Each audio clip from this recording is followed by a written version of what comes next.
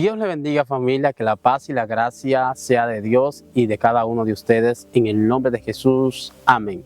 ¿Qué le habla su hermano Miguel Peralta? Quiero bendecir a mi hermana Mayumi. Que la paz y la gracia sea contigo, hija de Dios, y con todos los tuyos. Hoy queremos hablar acerca del mundo espiritual. El mundo espiritual, el libro de Efesios dice que lo que podemos palpar fue diseñado de lo que no se ve, que lo que se ve no es tan real, que lo más real es aquello que no podemos ver. Me parece que aquello que no podemos ver es el mundo espiritual. Y la pregunta es, ¿cómo yo puedo operar o cómo yo entro a lo que es el mundo espiritual? Gálatas 5 nos habla acerca de lo que es el espíritu y acerca de lo que es la carne. Y habla de una oposición entre ambos seres se oponen para que uno no haga lo que el otro quiere. La carne quiere saciar sus deseos, más el espíritu quiere saciar el deseo del Espíritu Santo. Y aquí es donde entramos en la connotación, que mientras más alimentamos el espíritu, más podemos conocer del mundo espiritual. Varón de Dios, ¿qué me quiere dejar dicho con esto? Que no puedes conocer el mundo espiritual si no estás en el espíritu. Jesús, cuando se va, le dice a los discípulos: no lo dejo huérfano, le dejaré el Consolador, el cual lo guiará a toda verdad y os enseñará las cosas que yo he hablado, y tomará de mi Padre y se lo hará saber a ustedes. Jesús le está diciendo que el Espíritu Santo es como una especie de mediador entre lo que es el mundo físico y el mundo espiritual, que puede tomar del mundo espiritual y traérselo a alguien en el mundo físico y revelarle el pensamiento de Dios a esa persona. Recuerde que el apóstol Pablo dice que tenemos la mente de Cristo y conocemos todas las cosas. Es decir, que es importante saber que para llegar a entrar a un nivel espiritual hay que madurar. ¿Pero madurar en qué forma? En el espíritu. Los discípulos habían visto señales, milagros, prodigios. Cuando Jesús manda a los 70, de 2 en 2 vienen regocijados. Le dicen: maestros, en tu nombre los espíritus se sometían. Pero vemos en Hechos que Jesús les dice: no salgan de Jerusalén hasta que venga sobre ustedes el Espíritu Santo de verdad. Y me seréis testigos en Judea, en Samaria y hasta los confines de la tierra. ¿Por qué Jesús se preocupa para decir a los discípulos, busquen el Espíritu de Dios? Y el Espíritu de Dios, cuando venga a ustedes, lo hará testigo de mi poder. Porque una cosa es hablar de Jesús, otra cosa es querer manifestar el poder de Jesús y otra cosa es tener en sí la esencia del poder de Jesús. Varón de Dios, ¿y cuál es la esencia del poder de Jesús? El Espíritu Santo, el Espíritu de verdad, a cual que nos guía. Dice que cuando el Espíritu descendió en el Pentecostés, los discípulos comenzaron a hablar en lenguas extrañas, y los que estaban cerca, cuando vieron el murmullo, me parece, dice que se acercaron, y cuando se acercaron dijeron: pero estos no son aquellos que hablan vuestro lenguaje. ¿Cuándo sucedió esto? Cuando el Espíritu vino sobre ellos, se le abrió un lenguaje celestial, ya que ese lenguaje está codificado en nosotros, pero se activa mediante el Espíritu Santo. Y espero que usted me entienda. Jesús en el monte Getsemaní dice a los discípulos: y no pueden velar conmigo ni siquiera una hora. A la verdad que el Espíritu está dispuesto, pero la carne es débil. Varón de Dios, ¿qué me quieres decir? Quizás tienes el deseo y el anhelo de pasar horas de rodillas, de orar fervientemente, de buscar a Dios en espíritu y en verdad, pero no puedes.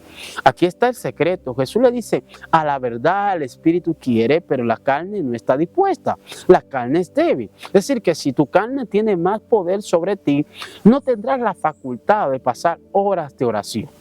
Para pasar horas de oración tienes que alimentar el espíritu. Por eso el apóstol Pablo le habla y le dice: todo me es lícito, mas todo no me conviene. Pablo dice: yo puedo hacer lo que yo quiera, cuando yo quiera, donde yo quiera, pero todo no me conviene. Pero ¿a qué no le conviene? A su alma, a su ser espiritual, a su yo, a ese ser que Pablo entendía que debía alimentar para cumplir el objetivo y la misión la cual Dios le puso aquí en la tierra.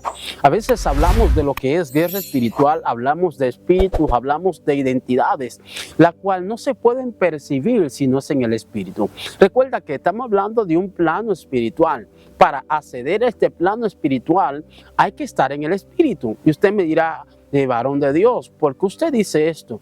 Porque estando Jesús con los discípulos, algo aconteció. ¿Y qué fue lo que pasó? Dice que había una mujer. Y ¿sabe qué? Esta mujer, Jesús le pide agua, esta mujer se rehúsa a darle agua. Y dice que ellos adoraban al Señor en este pozo, que este pozo le pertenecía a sus ancestros, que este pozo es donde siempre venían y hacían todo lo que hacían en este pozo. Pero que Jesús dice, la hora viene y la hora es cuando los verdaderos adoradores adorarán a mi Padre en espíritu y en verdad. Por tanto, Él es espíritu, el que le adora en el espíritu. Es decir, que no todas las adoraciones tienen capacidad de irrumpir en el mundo espiritual. Todas las adoraciones tienen la capacidad de ser oídas en este plano físico, pero no todas las adoraciones se escuchan en el plano espiritual. Por eso es que el salmista dice que Dios habita en medio de la alabanza. ¿Pero de qué alabanza? No de cualquier alabanza, no de cualquier gloria a Dios, no de cualquier santo, no de cualquier himno, no de cualquier devocional, no. De un himno, un devocional, un gloria a Dios que esté en el espíritu. Esa es la única que escucha a Dios. Entonces, cuando Dios escucha esta adoración, habita, se mueve en ese lugar que le están adorando. Por eso Jesús se lo especifica, mi Padre busca adoradores, pero que le adoren en espíritu por cuanto Él es espíritu. El problema no es la adoración, es cómo y en qué nivel estás adorando. Si estás adorando en el espíritu, puedes irrumpir en el mundo espiritual y abrir una puerta, una ventana, una brecha o un portal, como usted le quiera llamar, y acceder a un plano sobrenatural y vivir experiencia que hombres comunes y normales no pueden vivir.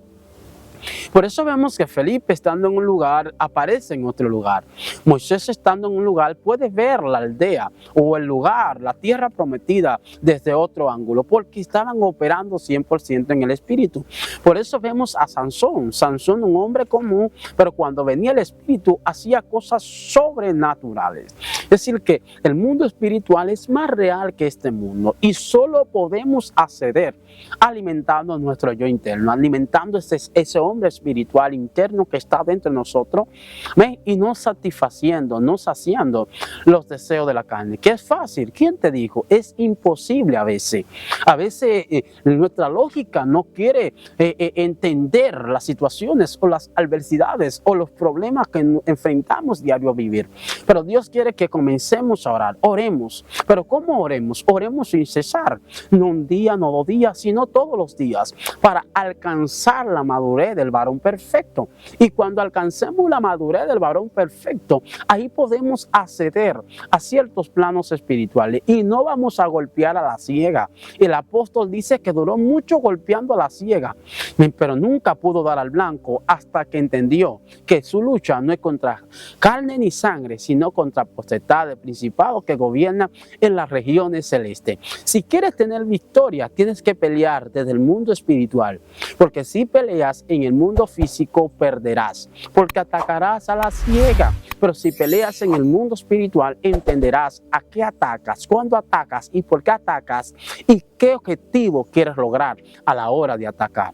Nosotros somos buenos, aleluya, mirando a los que se nos levantan, pero Pablo dice, no es con ellos. No es contra sangre ni carne, es contra principado. Detrás de ello hay algo que opera, la cual quiere hacerte el mal para frenar el propósito, el diseño, lo que Dios estableció para tu vida. Por eso aprende a ceder a lo que es el mundo espiritual para que conozca tu diseño, tu llamado y el por qué y el para qué fuiste diseñado en la tierra. Que la paz y la gracia del Señor sea contigo. Si te ha bendecido, suscríbete, comparte y bendice a alguien con esta palabra. Dios te bendiga y Dios te guarde. Shalom.